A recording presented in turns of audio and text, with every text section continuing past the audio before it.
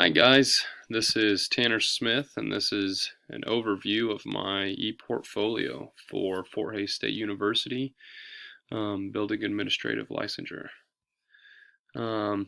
Just a little bit about me. Like I said, my name's Tanner Smith. I am currently the 912 Principal and 712 Athletic Director at Linden, Kansas. The way I got this job or how it came about is kind of a funny story. I'd bounced back the idea for years whether or not I wanted to become an administrator. And then when I finally took the leap, I had just finished my classes at Fort Hays State University, and I wanted to gain some interview experience. So interviewed at a few places, had one job offer, but it wasn't quite what we were looking for. It wasn't, that wasn't the goal anyway. It was to gain experience. And so we turned it down, and then came to Linden and had a heck of an interview and felt really comfortable with the people that were in the room interviewing me, and kind of made me feel like it was meant to be. And coincidentally, they offered me the position. And after thinking it over with my wife, we decided it's too good of an opportunity to pass up, and that's what we did. We did that a year and a half ago, and haven't looked back since. So it's been fantastic. As you can read in my goals, my wife Kendall, we have two sons, Riker and Declan, who are 6 and 3, and then we also have a 7-month-old daughter named Harper. We came from Chase County. Before then, we were in Syracuse, Kansas. Both districts provided me with some tremendous experience and opportunities. In both of those places, learned a lot, and both of those places kind of pushed me to pursue my administrative degree. So as I mentioned in my other video under goals, some of my professional goals, I just want to be the best building leader I can be. Utilizing whatever resources I can, observing other administrators who've been doing the job longer than I have, who do it well and effective. Build a good culture for my kids, reflect on my own practices, and just continue to improve them. I just want to be able to provide the best educational experience for my kids that I can possibly. And then maybe someday think about trying to become a superintendent. That's still something that's on the back burner, a lot like how it was on, couldn't quite decide if I wanted to be a principal or not, but we'll cross that bridge when it comes to it.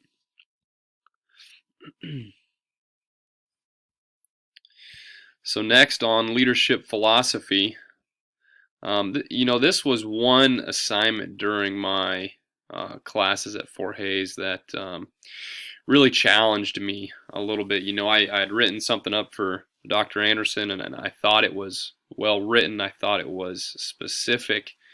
But Dr. Anderson, I always enjoyed his classes because he always had a way of pushing you even further and forcing you to think even deeper than what you previously did. So this is what I came up with. In my years in education, I've always been the person that wants to make the best decision for the kids.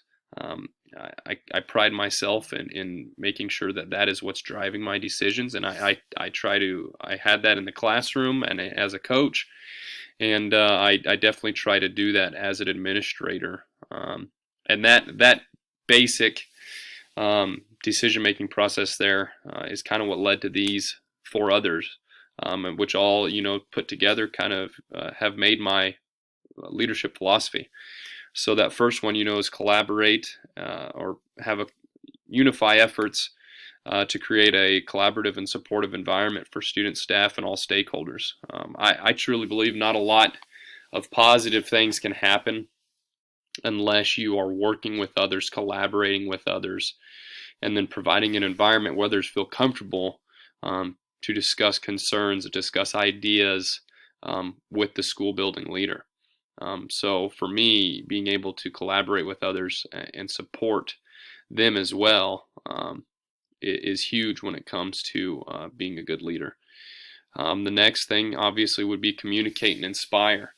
And then As far as communication goes, all of our classes discuss that, how important communication is, not with just staff, not with just students, but with parents, with community leaders, with businesses, so on and so forth. So um, effective communication is how you build those relationships. And everyone in the community, in some of my last work I did, um, it became apparent, and I took this from one of the articles I was reading, but the school belongs to the community, so we have to, as leaders, have to understand that, and have to understand that we need to work with everyone involved in our community, all stakeholders, so that we can together build an environment and a school system that's going to benefit our kids. Because in the end, it affects all of us. Um, and through that, hopefully working together, we can inspire. And I believe that inspiring students, inspiring staff, community members um, has to be done when you lead by example. And all school leaders need to lead by example. Whether we like it or not, eyes are always on us. So we have to behave in a manner that is worthy um, of being a school leader, that shows kids what's right, what's wrong, which shows staff, it's okay to take risks at times. If you have a vision, pursue that vision, if as long as you know that it's beneficial for our students and their education. And then last here is investing in others. I don't view leadership as a as a top-down system. For me personally, my philosophy is that I want to provide some leadership capabilities and autonomy with some of my staff members, and even some of my students. It's important for me that it is a collaborative movement in my school, to build an environment or to build a school system that takes pride in the support it receives from everyone involved. And I think for that to happen, you have to invest in others. You have to show them that you trust them, and you have to provide them with some leadership as well. So all those things wrapped is my leadership philosophy, and that's what I use each and every day when I'm on the job. And as long as all those things put together, as long as I can answer that everything I do is for the kids and it's going to be the best thing for the kids, that's what the goal is. Moving down here, on the district activities, I kind of had the unique situation of taking an administrative position before I was completely done with my licensure. So like I mentioned before, I had all of my coursework done, and I had this ePortfolio left to do.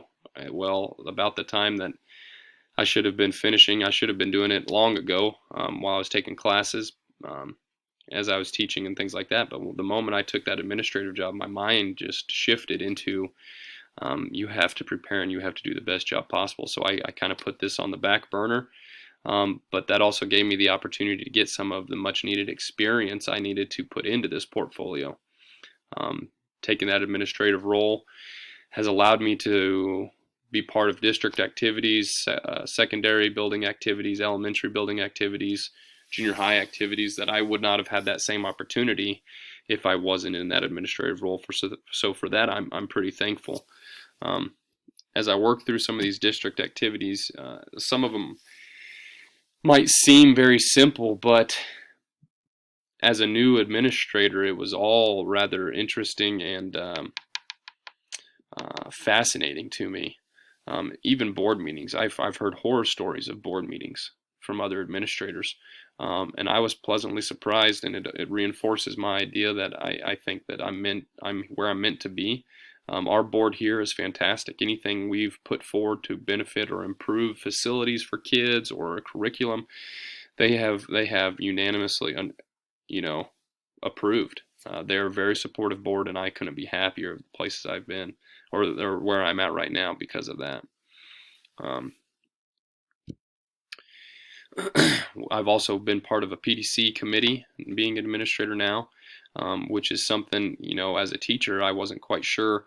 I just knew I had to get points, right? I had to get professional development points and apply to get my license. But being actually part of the planning committee has kind of changed my perception about what it is and the possibilities that we can provide for teachers. As a district activity, I was also obviously elemental or fundamental in working with my other administration on the back to school planning for COVID, which was something I never thought I would have to tackle in a million years, especially as a first year administrator. One thing that I really like about our district is the community involvement. We do a back to school night K through 12. Unfortunately, we weren't able to do that this year, but we were able to do that last year, where we invite families in to tour the facilities. It's just another opportunity for us to get community inside our buildings, and welcome them and let them know that we support them and we're here to help their kids. For elementary activity slides, a few of these I really enjoyed. One was literacy night.